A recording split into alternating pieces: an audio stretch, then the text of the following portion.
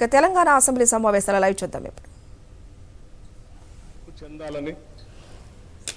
నిధులు నీళ్లు నియామకాలు ఆత్మగౌరవంతో కూడినటువంటి తెలంగాణ రాష్ట్రం ఏర్పడాలని, అందులో అందరూ అభివృద్ధి చెందాలనేటువంటి ఆశతో తెచ్చుకున్న తెలంగాణ రాష్ట్రం ఒక దశాబ్ద కాలం పాలన చేసినటువంటి గత ప్రభుత్వం తెచ్చుకున్నటువంటి ఈ తెలంగాణ రాష్ట్ర వనరుల్ని, ఆర్థిక వనరుల్ని, సహజ వనరుల్ని, మానవ వనరుల్ని అన్నింటినీ కూడా అనుకున్న లక్ష్యాల దిశలో నడిపించకపోవడం కన్న కలలన్నీ కూడా కళ్ళలుగానే మిగిలిపోయాయి. ఈరోజు ఆర్థిక పరిస్థితిని ఒకసారి చూస్తే చివరికి రోజువారీ ఖర్చులకు కూడా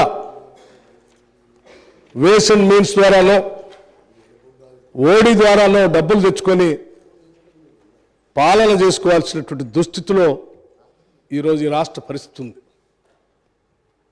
ఇటువంటి దుస్థితి రావటం నిజంగా తెలంగాణ ప్రజల యొక్క ఆవేదనని, బాధని దురదృష్టంగా నేను భావిస్తా ఉన్నాను.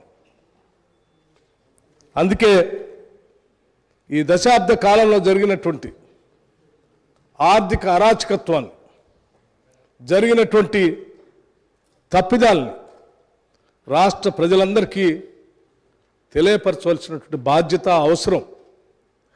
ఈ తెలంగాణ ప్రజల కలలు, ఆశలు, కోరికలు తీర్చాలన్నటువంటి ఆలోచనతో, లక్ష్యంతో తెలంగాణ ఇచ్చినటువంటి కాంగ్రెస్ పార్టీగా మా అందరి ముందు ఉన్నటువంటి బాధ్యతగా మేము భావిస్తూ ఉన్నాం.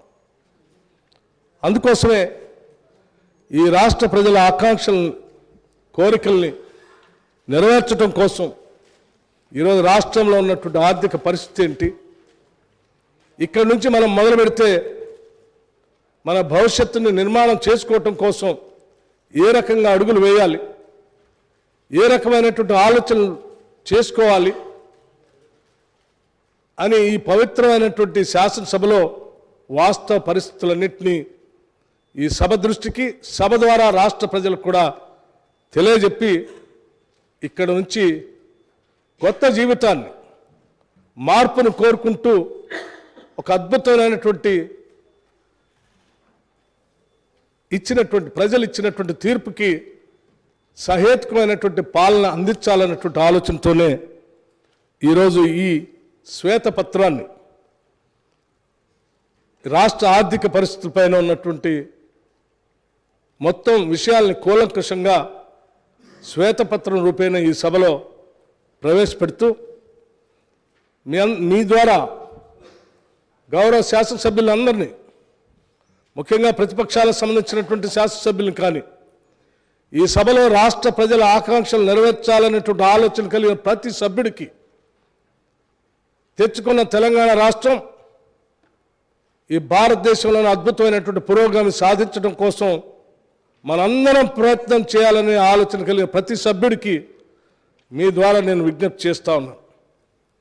మేము ఈ సభలో ఇచ్చేటువంటి ఈ వైట్ పేపర్ని, శ్వేతపత్రాన్ని సంపూర్ణంగా అవగాహన చేసుకొని, అర్థం చేసుకొని, భవిష్యత్తు కోసం, ఈ రాష్ట్ర ప్రజల అందరి అభివృద్ధి కోసం సహేతుకమైనటువంటి సలహాలు, సూచనలు కూడా ఇస్తారని నేను ఆశిస్తూ ఈ short discussion white paper and finances పైన చర్చ మొదలు పెట్టవలసిందిగా మీ ద్వారా విజ్ఞప్తి చేస్తూ ఉన్నాను. Thank you.